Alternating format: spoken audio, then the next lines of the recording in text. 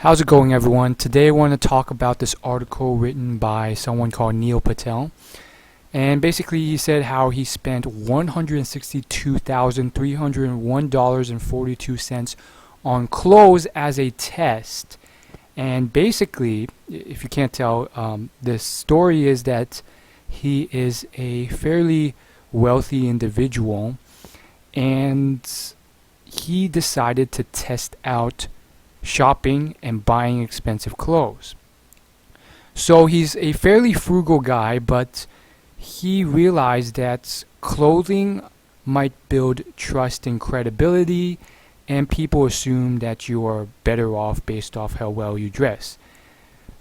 And I'm not gonna lie, it's not true. I don't think it's the whole picture. I don't think, just because you look well, I will respect you. But like it or not, it helps. I mean, you just have to look at culture for females to understand that there's some level of understanding to your clothing. So that's precisely what he did. He went out and spent $162,301.42 on clothes from 4 big stores: Tom Ford, Dolce & Gabbana, and Burberry. And basically what occurred is that he bought suits that range from $2,000 to $7,000 each, and he tested it. So he's a very mathematical and analytical guy. So long story short, what he did is that he went to a bunch of business deal meetings. See, he closes sales. He sells a type of software, and he wanted to see if wearing a expensive suit would help him in his business meetings. Turns out it does.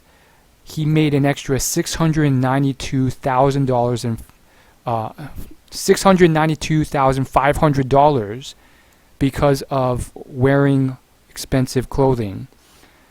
Apparently it increased his closing rate from 25% to roughly 40%. He's, again, a very numerical guy. So he closed a lot more deals. More than that, he took out his average friend by the name of Mike Camo and got Mike to spend $10,000 on clothes. It doesn't say if it was Mike's own money or Neil's. I think that's irrelevant.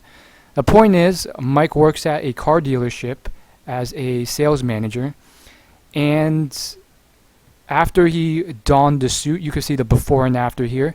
After he donned the suit and went out, he got a lot more compliments on his clothes, and a few people even hired him to build out sales teams because of that. And it worked so well that he started to hit 6 figures in monthly income. Finally, there was one final test. Mike usually drove a Mazda, but he got a pretty good deal on a Lamborghini and he wanted to test it out. So basically, the deal with the Lamborghini is that you can pretty much buy the car and then resell it a few years later and make a profit on it because it's such a premium car that it doesn't deteriorate in value. So it's actually quite a wise investment. People don't realize that. Anyhow, the point is that he picked up the car, posted a lot of pictures on Facebook, and this isn't surprising to me. 99% of the requests from the 107 messages and requests he got off Facebook were people who were kind of like leeches and wanted his money. But 5 of these people wanted to offer a portion of their own business in exchange for advice. So Mike chose one of these, and he got $50,000 as a payment, and he gets part of this company. So that's not too shabby.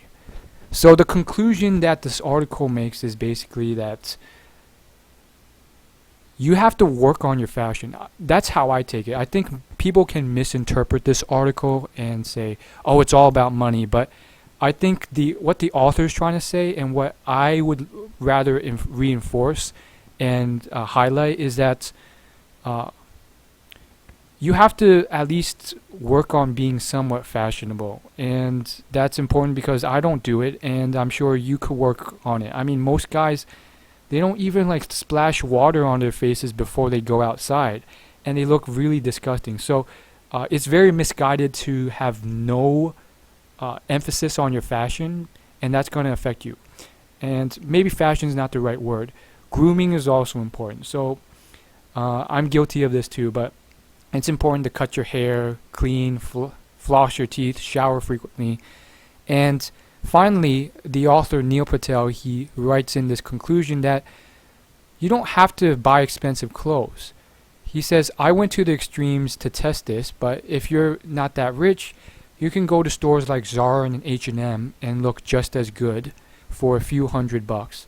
And because I'm really into men's fashion nowadays, and I'm just reading a lot on affordable men's brands, I've actually learned a lot. In fact, there's two great sites for this.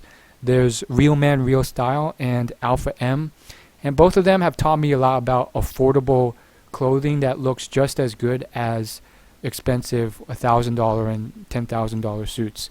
Honestly, as guys, we don't really care that much about fashion, and I can't tell the difference between a $1,000 suit and a $10,000 suit. So I'm guessing most people can't either. So I think you can make up the difference really quickly. There's definitely diminishing returns in terms of the money you spend. Like if you spend $1 million on a suit, that doesn't mean you're going to do 10 times better.